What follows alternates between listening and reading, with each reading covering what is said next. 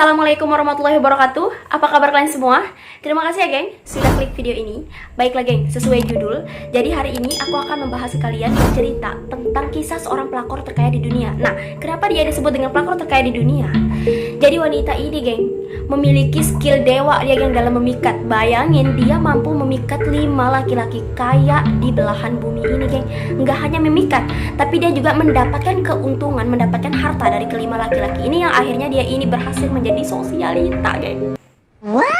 Bicara mengenai pelakor nih geng, pelakor berebut laki orang. Nah ini kepanjangannya saya sudah tidak enak didengar.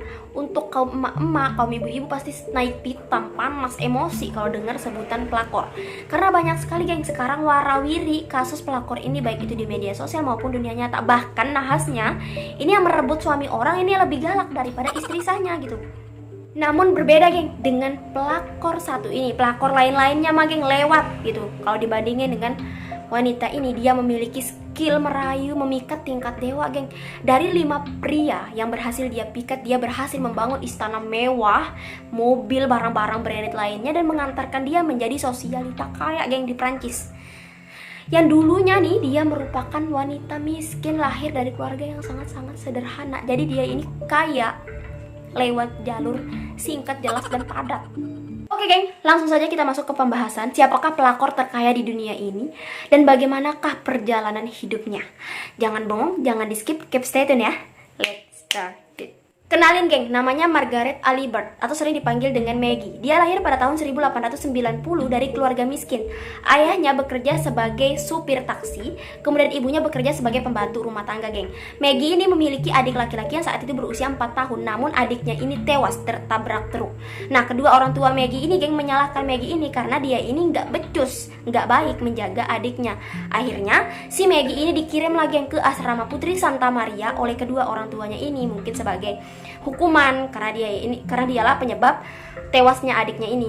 Ketika si Maggie ini berusia 15 tahun geng, para biarawati di asrama Putri Santa Maria sana menempatkan dia di sebuah rumah dan memperlakukan dia seperti pembantu geng. Lalu ketika dia berusia 16 tahun, para biarawati ini geng mengusir si Maggie ini dari asrama Putri karena Maggie itu saat itu hamil dengan laki-laki yang tidak dikenal. Kemudian geng, setelah melahirkan putrinya yang ia beri nama Raymond, si Maggie ini kemudian mengirim bayinya ini ke sebuah panti asuhan di pedesaan di Prancis geng. Setelah mengirim putrinya ke panti asuhan nih geng, kemudian Maggie ini mencari pekerjaan dan memutuskan untuk menjadi pekerja seks untuk mencari nafkah geng.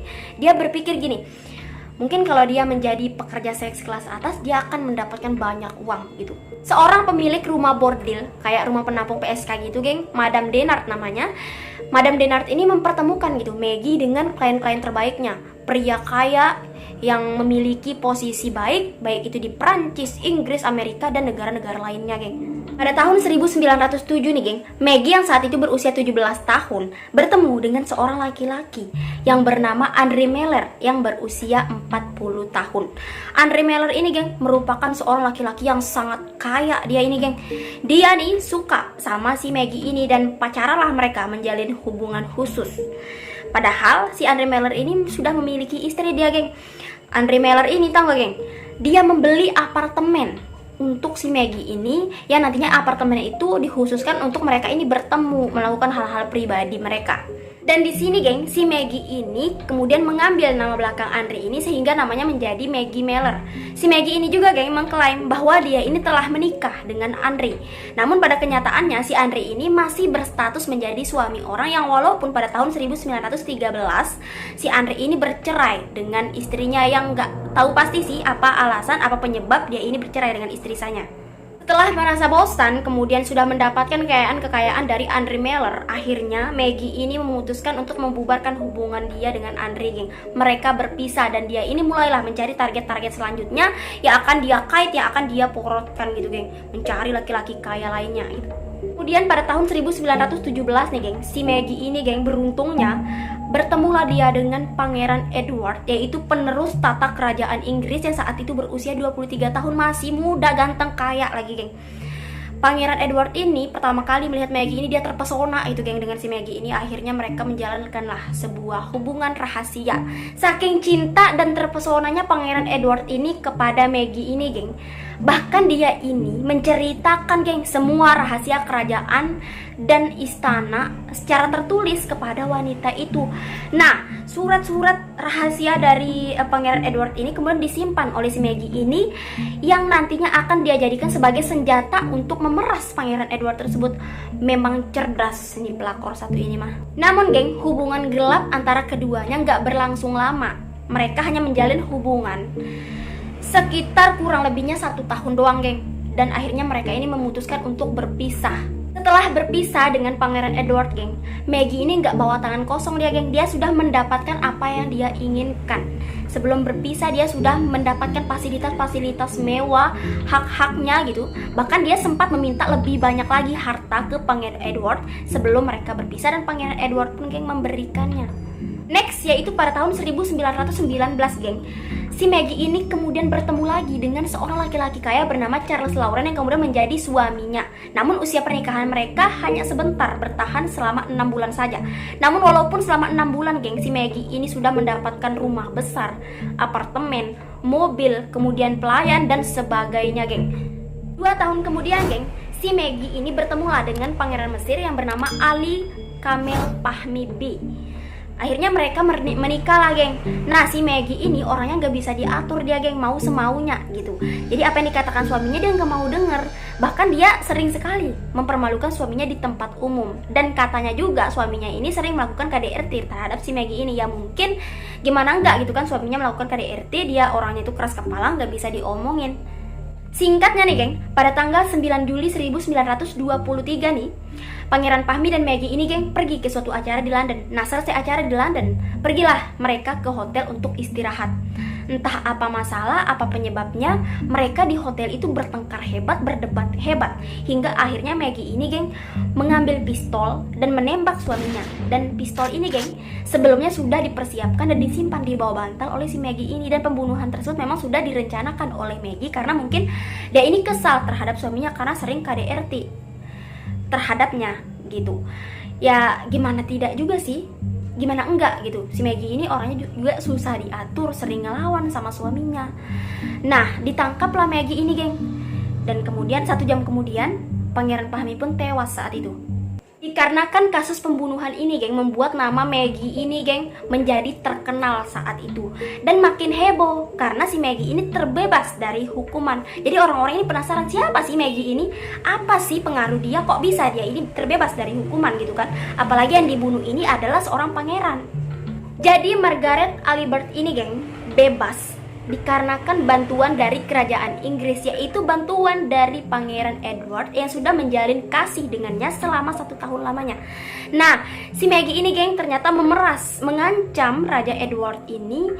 Kalau Raja Edward ini nggak bisa membantu dia, nggak bisa membebaskan dia, maka surat-surat rahasia yang diberikan oleh Pangeran Edward ke dia bakal dia sebar ke publik gitu geng. Akhirnya geng, si Maggie ini bebas tanpa hukuman geng karena bantuan dari kerajaan Inggris, dari Pangeran Edward.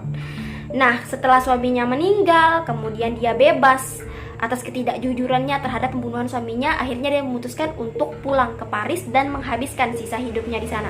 Di sana geng, dia menjadi sosialita dengan kekayaan-kekayaan yang sudah dia kumpulkan selama ini dari 5 laki-laki yang sudah bersamanya itu deh. Dari 5 laki-laki kaya, bahkan 2 diantaranya pangeran, seorang raja. Ini sudah luar biasa, pintar liciknya dia ini sungguh luar biasa gitu. Margaret Alibert ini geng mati ketika usianya 80 tahun. Dan cucunya nih geng menemukan buku hariannya yang mengatakan bahwa dia ini telah didanai oleh 5 pria yang berbeda. Aduh, betapa kagetnya gitu kan cucu anaknya mengetahui fakta bahwa kekayaan dari nenek mereka, dari ibu mereka ternyata dari hasil memoroti laki-laki, dari hasil dia memeras laki-laki gitu geng. Ini sih kaya tanpa ya kerja keras juga sih, dia harus nipu, dia harus acting segala macam. Bahkan dia bebas dari hukum gitu. Apakah ada gitu geng pelakor selegendaris dia? Apakah ada pelakor selicik dia? Mungkin ada, tapi mungkin gak sepiral dia gitu kan geng. ini sampai-sampai dia menjadi sosialita loh dari hasil dia melakor, dari hasil dia memorot laki-laki. Ini merupakan contoh yang tidak baik, geng. Jangan ditiru ya. Si Maggie ini memang sudah menjadi pelakor yang legendaris. Salah satu wanita, nggak tahu mau ngomong apa, saking pinternya dia, cerdiknya dia gitu dalam mengelabuhi para pria dan mengambil kekayaan pria tersebut, sehingga dia juga mendapatkan keuntungan yang sangat besar dari rayuan mautnya dia gitu. Oke geng, itulah tadi kisah pelakor terkaya di dunia, geng. Nah, jadi ini Maggie ini luar biasa banget gitu loh. Dia ditinggalin gitu kan oleh laki-laki, nggak bawa tangan kosong dia, geng. Dia bawa kekayaan, nggak bawa kesedihan dia ini. Tapi jangan dicontohin ya, geng. Ini contoh yang sangat tidak baik gitu.